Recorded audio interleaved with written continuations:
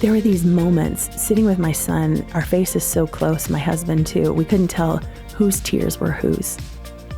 Pushing the obstacles out of my son's way because I just wanted to stop the pain. But a lot of times when I want to stop the pain for my kids, it's that pain and that shaping that God is longing to do in their lives. I have to think about the son that God is creating.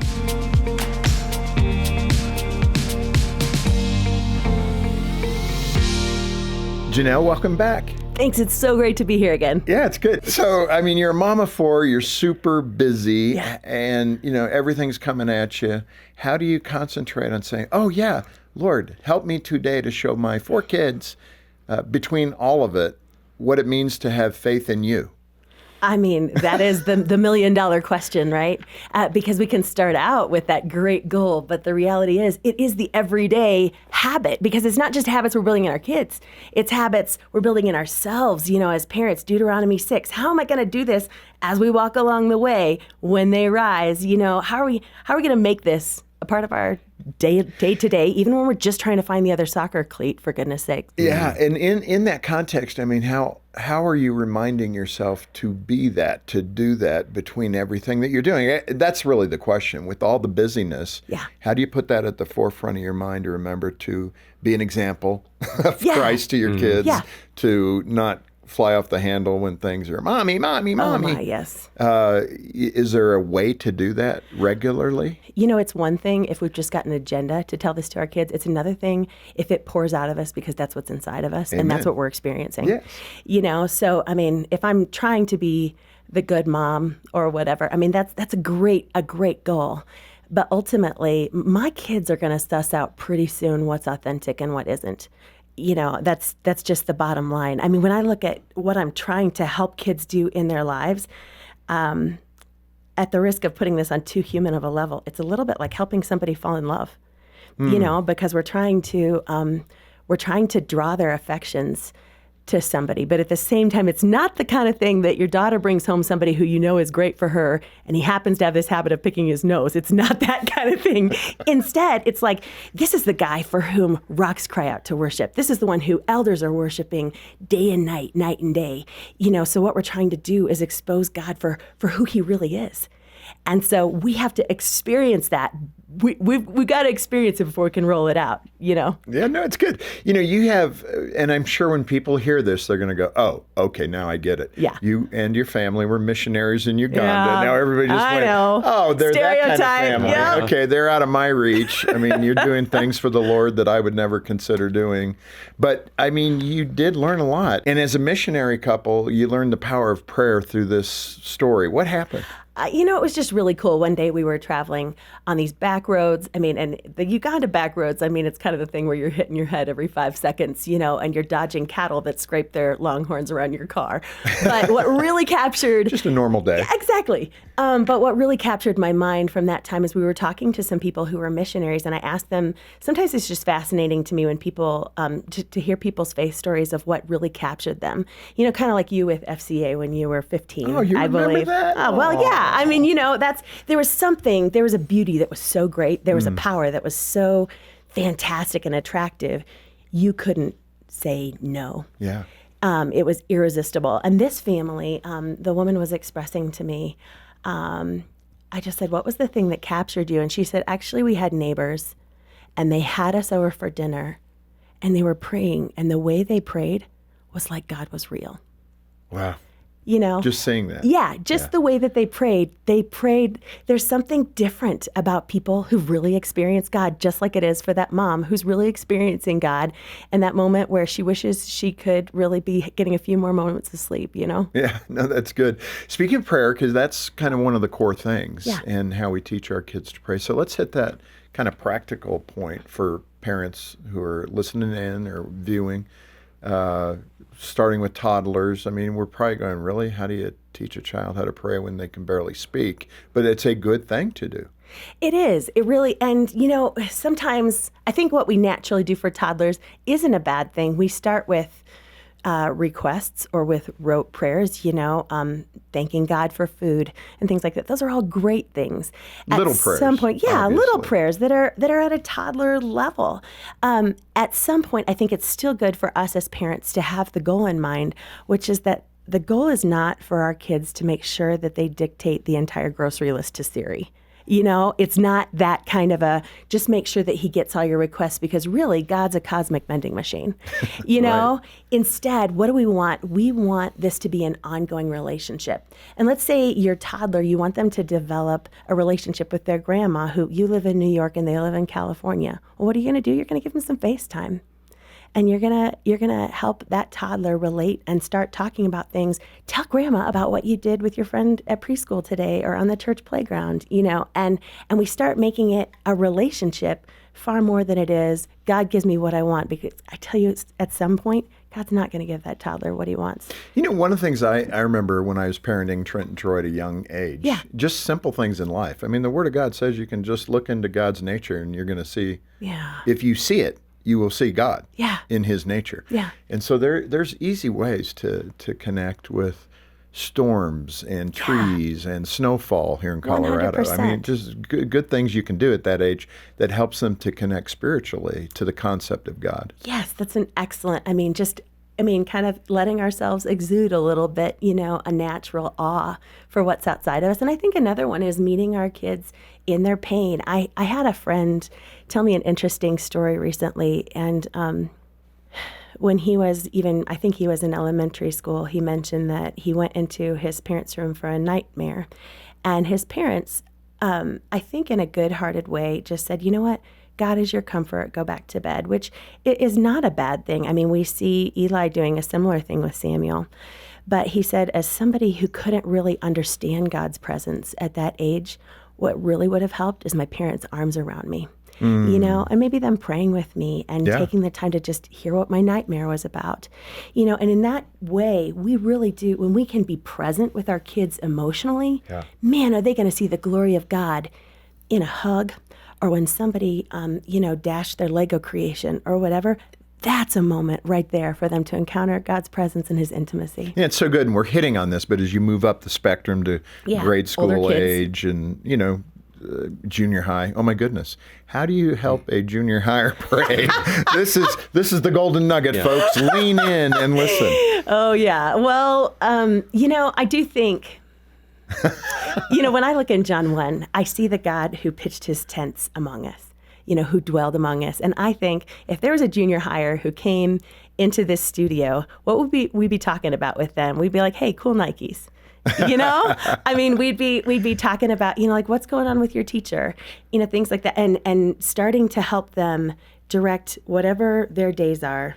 Unfortunately, in junior high, it's a lot of heartache and it's a lot of insecurity. I remember driving the boys to school because I would do that. I'd drop them off in carpool line. You remember that? Mm-hmm. Anyway, I can remember one conversation I had with them because I'm trying to, you're thinking, how do I connect the Lord to their daily life? So we're driving along, and I said to Trent and Troy, I said, if there was a good friend that you had and something happened and somebody was trying to kill you, and this friend said, listen, I'm going to take that bullet for you. I'm going to die for you. I said, how would you treat that family? What would you do? They go, oh man, we treat that family so good. I'd do things for them to recognize. And I went, that's exactly how we should have an attitude toward the Lord. Totally. Because he died for you. Totally. And the light bulb went off. It was like, ding. Totally. But just finding those ways to intersect in a practical way, because kids are so honest.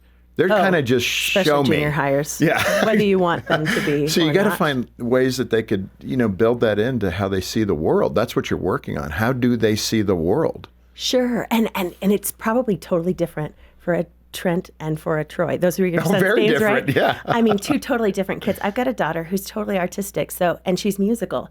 So how does she connect with God? Writing poetry, writing music, Beautiful. and creating artwork. Whereas my son Jack, who's bouncing off the walls all the time, he's the kid. Let's send you out on a run. Let's worship God while you or use all that energy. He's serving at church constantly because he's always bored. And part of that, you're hitting it, is how do you develop a habit of prayer in children? And any insights into how to do that? Well, I mean, let's use the analogy of a personal trainer. Okay, let's say I know, right? Okay, You would use that I'll one, tread but we're only lightly. talking about prayer. Do we have another? Thank Do we have you, John. another analogy we can use? Well, I have a friend who's a personal trainer, and I've learned that if you're approaching somebody who thinks they might want to get back into shape, they're a couch potato, and they've got one hand in the Doritos, you're gonna approach that totally differently. I'm not incriminating anybody. I don't like Doritos. If you said Haagen-Dazs, I might be a little more convicted. One hand in the ice cream. One hand in the ice cream. Since we're getting personal. You're right. But since you've got that person, and then on the other hand, maybe my personal trainer friend is training somebody who's trying to run a better marathon. And you've got two totally different approaches to those people. With the one, you're trying to just find the thing that clicks for them, whether it's Zumba or speed walking or tennis or whatever it is, to just get them out and get them to the next level. But the other one is going to eat up your Peloton pace and raise you 20 push-ups, And when you've got kids who are that different in their spiritual development and their personalities, look at it like a personal trainer. So Wow, that's a good idea. back to your original question, how can we start developing habits? I'd say look at your kids' natural proclivities. I mean, we attribute the quote to Eric Liddell's movie character, at least, I feel God's pleasure when I run. What is that thing that your kid was born doing? And start there. Start with the musical kid. Start with the mechanical kid. And rather than seeing that as a weakness or something that gets in the way of their spirituality, how can you help them worship God in the way they're made? For the artistic or craftsy kid, maybe you're creating a paper prayer chain that they take off, a link every day. Maybe there's a kid who's got physical affection as his love language, and you have a great smelling lotion every night and you rub his back or his feet while you pray and you hear about his day and you connect and you bring that day to God together. You've got two totally different kids, but they're learning a habit of prayer that hopefully will stick with them. It's not a formula, as you said. I mean, there's some approaches that work. Yeah. Speaking of that, one of the sections in your book, you talk about meditation. Yeah. Of course, everybody goes, whoa, whoa, whoa, whoa, whoa, whoa.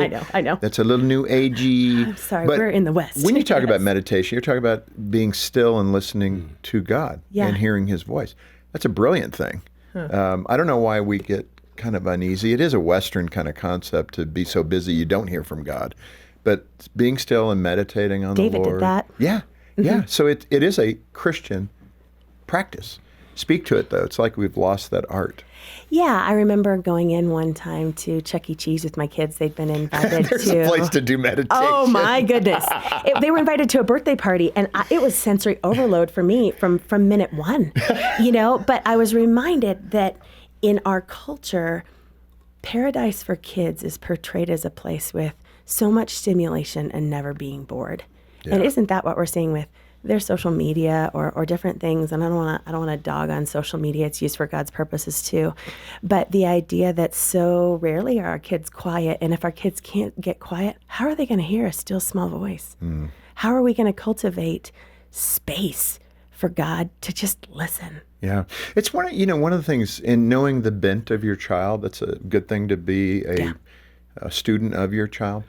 Troy is very much like that, our younger one. He loves peace. He loves stillness and quiet. What a great gift. Yeah, and it comes across. I mean, many people that are my friends will say, Troy's like an old soul in a young man's body. I love that. And it is part of who he is. That's what he thinks about when he thinks of home. He thinks of stillness and quietness, and I love that.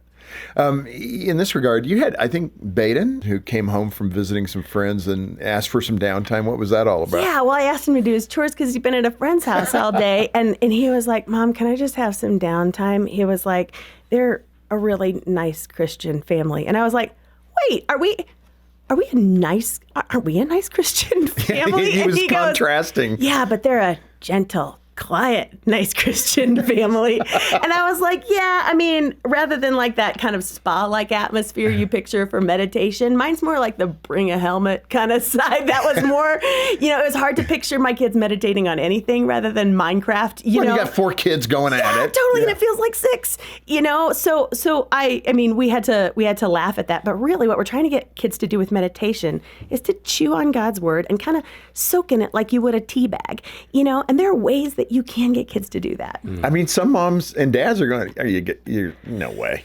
You don't know my kids, but you can achieve it. Oh, totally. I mean, and sometimes it's just this idea. There's lots of things that we can meditate on. We can meditate on how God is working in our circumstances. We can meditate by chewing on the same Bible verse and really sinking deep into a passage. We can meditate on creation, or just be still in God's presence. Is this one of those things that kids need to catch it? They need to see you do it in order to understand it, like to meditate on the Lord, to sit quietly, that you need to illustrate it so they can, oh, okay, that's what that is. I think so. I think it would be helpful. I think it's 100%, because every skill like that is just so much better caught than taught.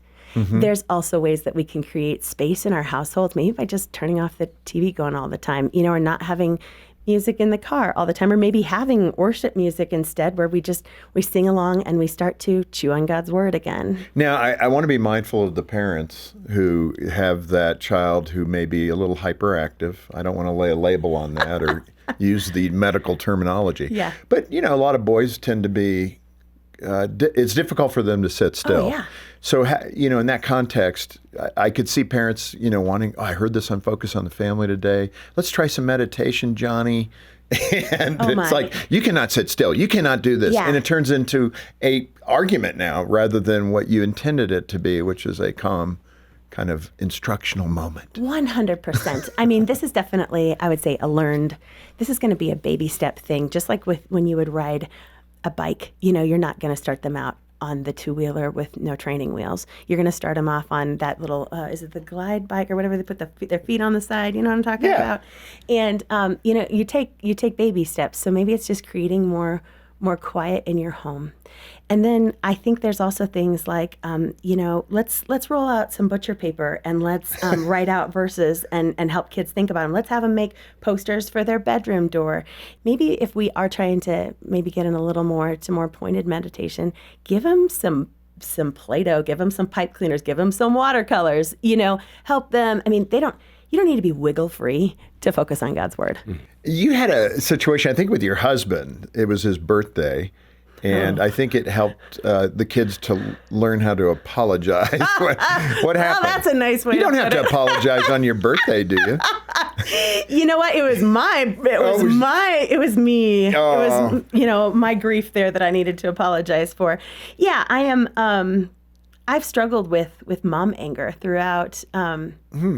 Throughout my parenting. I didn't really think I had a problem with anger until I had children. I don't know if there's any moms who can relate. Well, just for context, what does that mean, your definition of that? Is it losing your temper or just... Yeah, I just realized I was yelling at my kids. I mean, to be honest, like I remember even just like around nap time, my son would melt down and I would yell to try to get control. Go to bed! Yeah, I mean, it's just a terrible strategy. I'm not empathizing with him and bringing him down.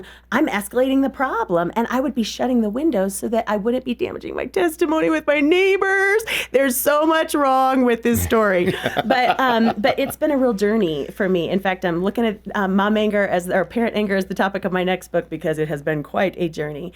But I know that on this particular birthday of my husband's, it was a milestone, so we were having lots of people into town. I was throwing a big party for him, and Sounds like the 40. Oh, well, it certainly wasn't the 30, considering I have 4 teenagers. So, I mean, everything is going okay, but I'm a helper, and I'm somebody who associates shame with my own needs. And so I don't know that I'm angry or that I need to rest until, man, that ship has left the harbor a long time ago, and I'm going to, from 0 to 120 in about 0.3 seconds, and so the party has come off without a hitch. My husband is honored, we've made great memories, and we're going home. Kids are past their bedtime, and one of them has a balloon, and he's going, the whole time. And watching you. Yeah, and I'm like,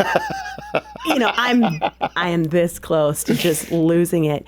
And that's exactly what happens when, I know I have parents on this, so maybe you've seen Monsters, Inc. in that moment where they freeze, Mr. Waternoose, and he looks horrible. And that's exactly what happened in the Breitenstein household that night. And, man, I can get a lot of things right. And if I get love wrong, I really get a lot wrong. That's says probably why 1 it's first in Corinthians the 13. list. Oh my goodness, Right? yeah. We do forget that. Yeah, I can get the Bible right and I can get love wrong, says another author. I'm paraphrasing him. I did have something, I had power left in my hands that next morning. I woke each one of my kids up at the right time, not early, but just with a hug and just apologizing to them and letting them know that I still need a savior.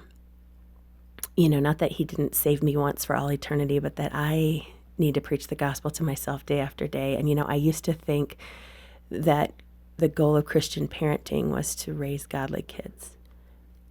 And I would still tell you that, but I would put a big but on there, or accept is probably the better word. It's to play out the gospel in my home. Because God needs something, this world needs something more than my perfect kids. Wow. Yeah. Amen. The world needs kids who know that they need Jesus. The Pharisees were working really hard on perfection, and they really missed Jesus right in front of them. And woe be unto me if I raise kids who I have control of and who are what look like morally perfect, and their hearts are far from him, and they have no idea how much they need a savior. And that starts with me as a mom creating a culture in our home of the gospel. And in that moment, it looked like creating an I'm sorry, I forgive you culture in my house. Yeah, that's powerful. I mean, I can hear it in your voice. And I mean, it is the key. I'm just sitting there thinking of a parenting book called Don't Raise Pharisees. There's a title for you. But I mean, true. I mean, talk about missing the mark if that they can do all the legalism correctly, but they don't know the Lord. Yeah. Man, have we blown it as a parent. Think of David. Think of being the parent of David. He's out there alone, slinging rocks, killing bears and lions. Yeah. And God said he had a heart for him, even though he committed big sins, Huge but sins. his repentance is there. And it's a beautiful, beautiful understanding of God. In terms of helping our kids grasp the life skills, I did want to cover the A's that you mentioned. That sounds great. These are actually partly from an organization called Peacemakers that you may have heard of. But the 5 A's of confession would be to admit what you did wrong, apologize for how your choice affected the other person, accept the consequences, ask for forgiveness, and alter your choice in the future. Yeah, those are good A's. You mentioned in the book, Permanent Markers, the importance of these spiritual skills, these life skills to develop in your children. When you look at self-control, boy, you look at the culture broadly, and it's as if it's unleashed. This idea of lack of self-control, whether we see it on social media or cable news or... It's not a popular virtue per se. But it's in such volume today that our kids are absorbing it. This lack of self-control, especially around what you think is not necessarily what you should say. Because we just say things now because we have this autonomy, especially in social media. And how do we begin to teach our children who are going to be saturated in social media, in the internet, and all the other things that are, digital natives are now born into? How do we help them demonstrate self-control at an early age and then maintain that through teenhood? Well, and I would definitely say start earlier than when they're teens is point number 1. Yeah, you have to. You really it's do. It's a skill set. Yeah, and we're in that, before they get to be teenagers, hopefully we're teaching them skills like, number 1, counter to what the culture is telling us, that being yourself, we have associated that with honesty and virtue. But the reality is we're all curating constantly what we're going to put forward. And there's a part of this that the Bible says very explicitly that it, Ephesians 4:29, we're to say what is only gracious and is building up, that's not destructive, and we're only supposed to say things that are full of grace and that are appropriate for the occasion. Wow, does that restrict? If I put that rule over my mouth, that restricts a lot of things I can say. So I'm learning that to be yourself is actually to be more in the image of God, not the image of me. And I'm learning that my identity doesn't come through what others think of me or what I do or what I have, including my reputation. And if we can solidify that sense of identity, it's a whole lot easier to have self-control when they get older. Well, now, and I appreciate your authenticity in the book. The yell jar. Now I'm thinking, is this a jar you put to your mouth and go, hey, dinner time? It's not that kind of yell jar. I needed to get my anger under control with my kids. And so we put a yell jar in our house where if the kids yelled, they had to put a certain amount in the jar. And for my husband and I, we have to put in $5 if we yell, and I don't know, I'm financially motivated, but there's other things that like push-ups. There was one summer where I decided if my kids lost their cool, they were going to need to do push-ups. And I had to get down and do some push-ups. And it was funny because my son and I are doing push-ups together and he goes, I'm going to be so ripped by the time this summer is over. That's not the goal.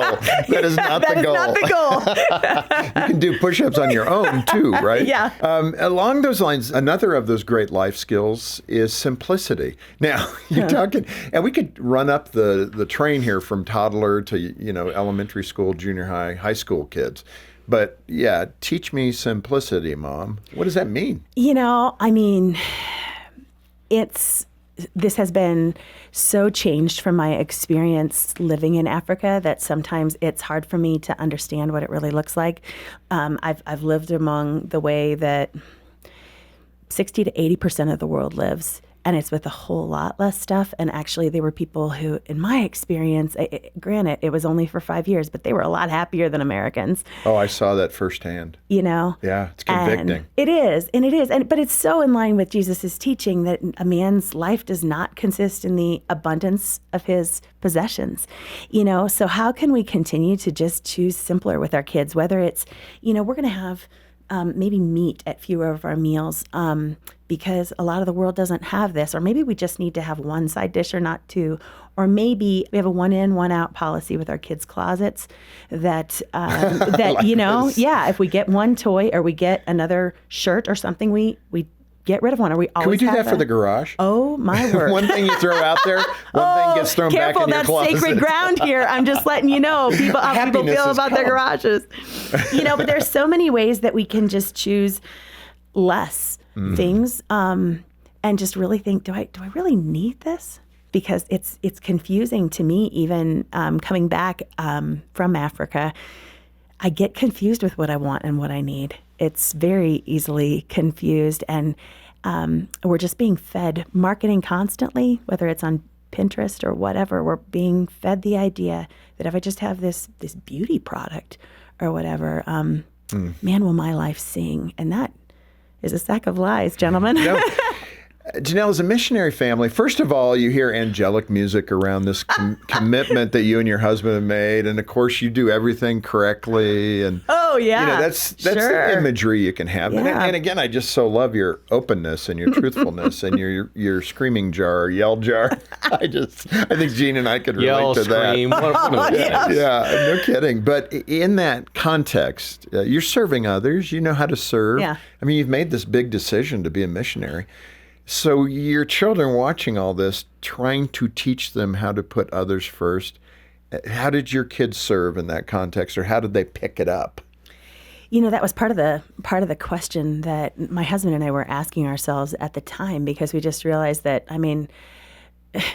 okay, being in a McDonald's doesn't make you a hamburger, and being the child of a missionary certainly does not mean you're a perfect child. Well, and in fact, I was going to add that, but I didn't want to be too insensitive. A lot of missionary kids struggle because they feel they were sacrificed for their parents' vision and service. Very much. The issues that missionary kids deal with are profound, and my kids are part of those. I am not sitting here because I have perfect children, not one iota. So as my husband and I were just looking at how can we continue to kind of knead this into their souls, There was an opportunity with a little lending library that was run by a couple of Korean missionaries. And what my kids could offer is that they were literate. And so we asked if we could do a Bible story time.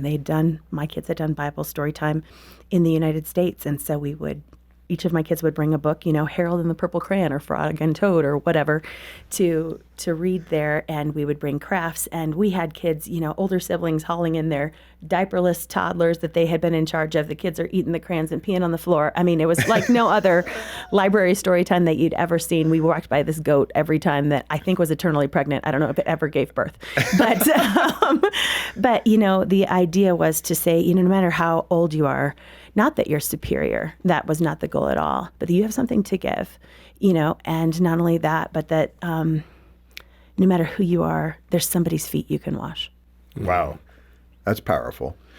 In that context, you kind of develop this and you outline it in the book, this idea of self-righteous service versus authentic service. That really caught my attention because I've never really put it into those categories.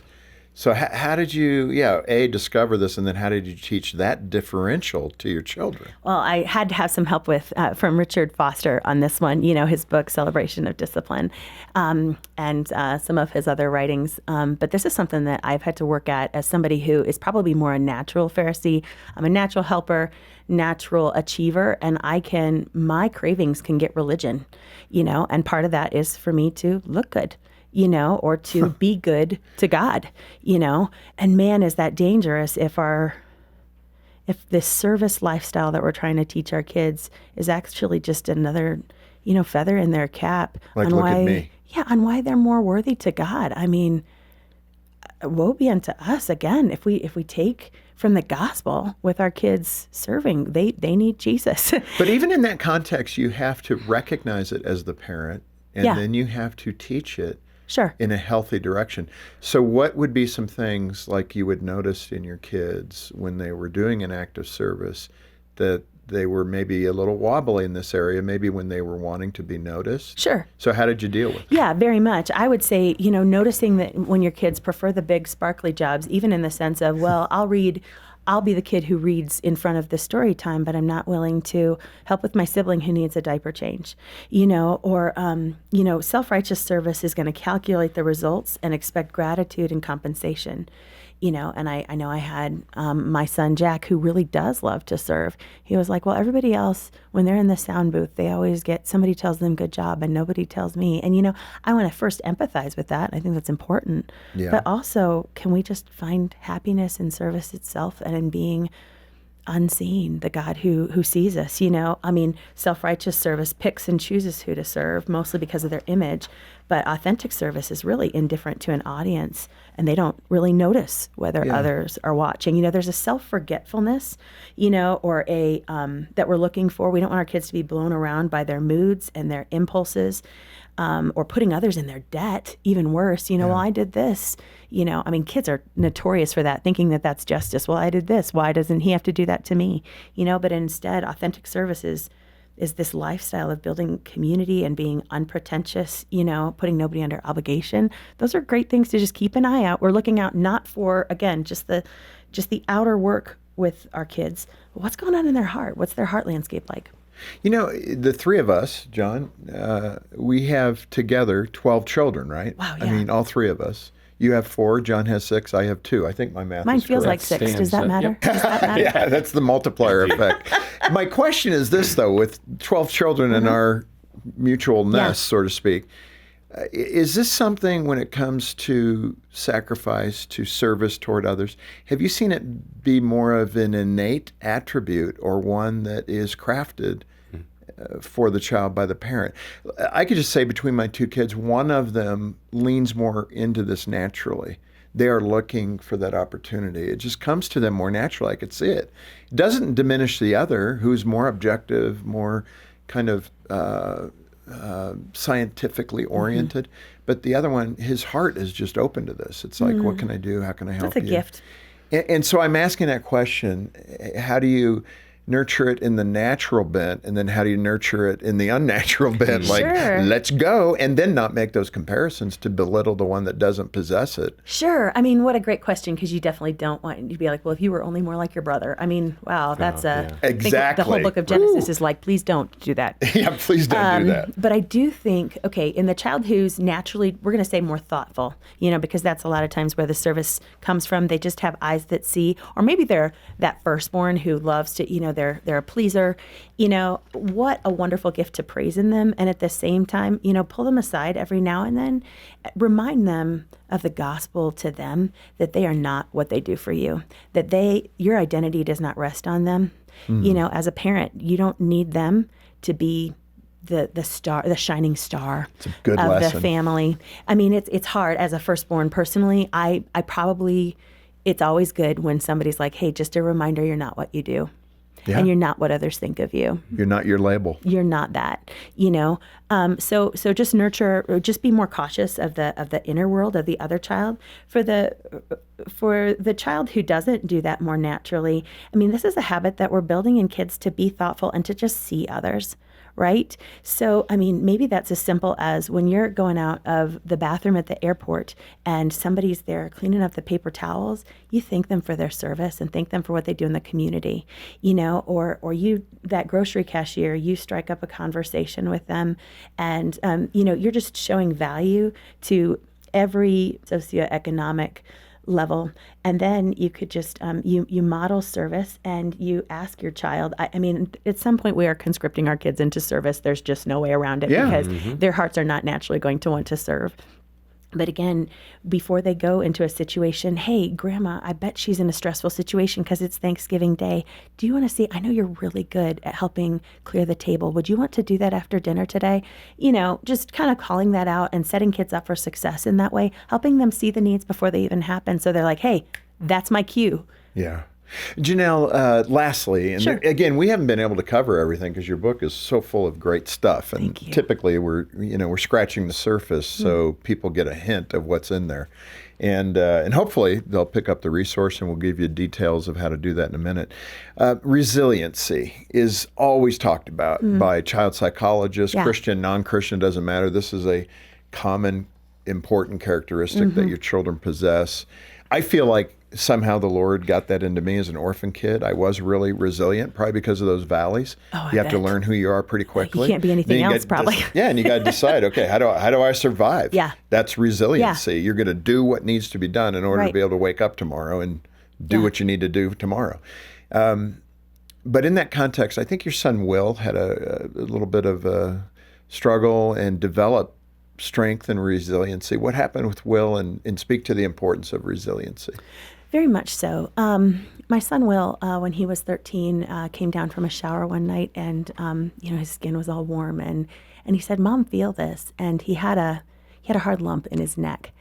And just context in our family, we had just lost a toddler friend of ours to cancer, a 3-year struggle with cancer, and the worst things go galloping through a mom's heart Sure. at that point. But we, obviously on the exterior, I'm thinking, don't add to drama. We just, that's interesting. It's really good that you showed me that. Let's just make an appointment so that, we can just figure out what's going on and how God made your body right now, So that was the beginning of a 6-week journey. We did get an MRI, and they said that lymphoma was a primary concern. And so we took him up to Denver Children's, and he had to do an MRI with contrast. Actually, the previous test was an ultrasound. And he had to do an MRI with contrast, and man, were we scared. But it ended up being that my son I'll give you a spoiler alert, he had an extra bone in his neck. Wow. And he has named it Eve since. Eve, yes. But at that point, we had already been planning surgery and everything. There were a lot of things that were just very scary for our family. But there were these moments sitting with my son, our faces so close, my husband too, we couldn't tell whose tears were whose. Mm-hmm. And he just said, "Mom, what's the worst case possibility? If I die, I'm going to be with Jesus." Wow. And he said, of our toddler friend, he was like, you know what? God had a purpose for Henry's life, and God has a purpose for mine. And he said, he's not the kind of person who goes around giving people tumors for fun. And this is my 13-year-old. And I was floored because at that point, I was like, okay, he may have surpassed me at this point. Yeah. You know, and I looked at my son's life, and I looked at the fact, I was just like, where does this come from, this faith like a lion? And I realized that he is my son. He has 3 learning disorders. And that has made life incredibly challenging at different points.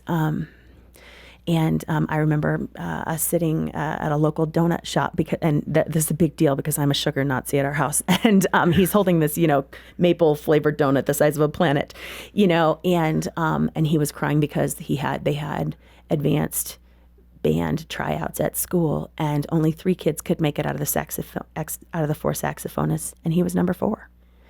And he was just saying, I feel like I have more setbacks than wins.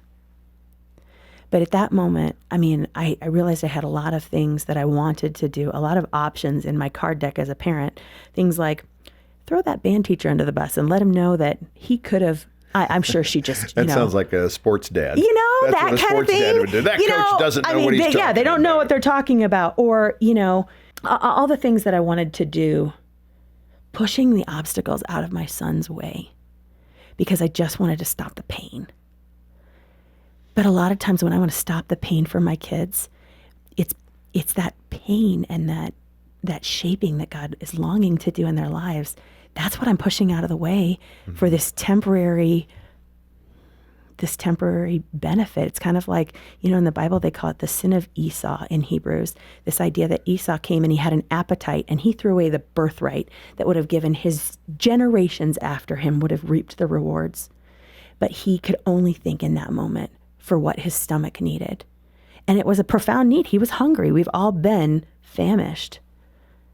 But I have to think beyond the bowl of chili, so to speak. I have to think about the son that God is creating. And I'll give you one more example. I just had a friend of mine whose husband did pass away from cancer. And I remember talking to her mom after her mom came to pick up my friend's kids. And she said, I can just still picture my daughter running around in footy pajamas. And I guess my point is, we don't know what God needs to prepare them for in their future. Hopefully it isn't a spouse who dies of cancer. But we have to cultivate strength in our kids that lasts so much longer than the band tryout. Boy, that's good stuff. And great insights. I'm not sure where everybody is at today. You might be that parent that just got that news. That your child has cancer, and our heart goes out to you. I think the key point here is we have caring Christian counselors. We would want you to get in touch with us. We've been able, because of the generosity of support from people like you, we've been able to keep a counseling team here for 45 years, about 20 to 25 counselors who can call you back and talk with you and, provide resources and support, prayer, certainly, and even referrals to other counselors in your area who are Christian counselors. So if you need that kind of support, don't hesitate to get in touch with us. We live and breathe for that opportunity. And down to this wonderful book by Janel Breitenstein. It is a great resource for parents, especially when they're still forming. That's when you got to get there. I'm thinking, boy, I really could have used this with Trent and Troy. We did an okay job, but I think there's some things we could have benefited from out of this great book, Permanent Markers. And we want to get it into your hands. If you can make a gift to Focus of any amount, we'll send it to you as our way to say thank you for being part of the ministry. And you get a great resource in your parenting journey. Yeah, stop by the program description for the link or call 800, the letter A in the word family, to find out more about Permanent Markers, spiritual life skills to write on your kids' hearts, or to schedule a time for one of our counselors to give you a call back. Again, 800, the letter A in the word family, or just click the link in the program description. Well, on behalf of Jim Daly and the entire team, thanks for joining us today for Focus on the Family. I'm John Fuller, inviting you back next time as we once again help you and your family thrive in Christ.